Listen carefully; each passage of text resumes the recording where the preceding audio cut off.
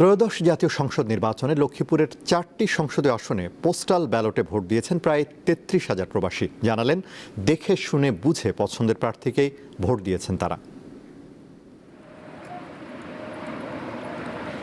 Saudi আরব, Malaysia, যুক্তরাষ্ট্র, যুক্তরাজ্য, আরব আমিরাত সহ পৃথিবীর বিভিন্ন প্রান্তে আছেন লক্ষ্মীপুরের প্রায় ১.৫ লাখ ভোটার। এবার তাদের মধ্যে পোস্টাল ব্যালটে ভোট দিয়েছেন প্রায় ৩৩,০০০ প্রবাসী। প্রবাসে যারা ছিল, আমরা বর্তমানে যারা আছি, আমরা আমাদের নিজস্ব মতামত, নিজের অধিকার, ভোট প্রদান থেকে আমরা বঞ্চিত ছিলাম। বিডিএফ এর মাধ্যমে আমার জীবনের প্রথম ভোটটা দিতে পেরে আমি অত্যন্ত আনন্দিত এবং উৎসাহিত। স্বাধীনতার পর এই প্রথম প্রবাস থেকে আমরা আমাদের ভোটাধিকার প্রয়োগ করতে পারায় বাংলাদেশ সরকারকে জানাচ্ছি আন্তরিক মোবারকবাদ।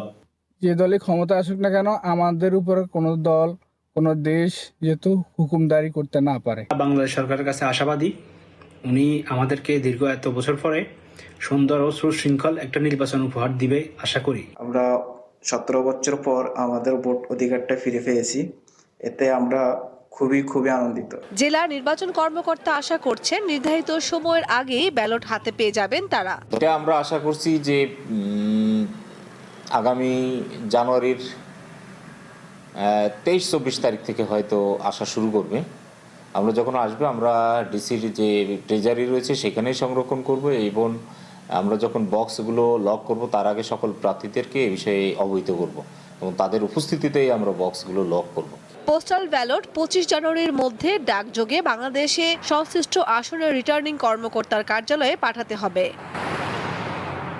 কামরুন নাহার, দীপ্ত, বার্তা কক্ষ।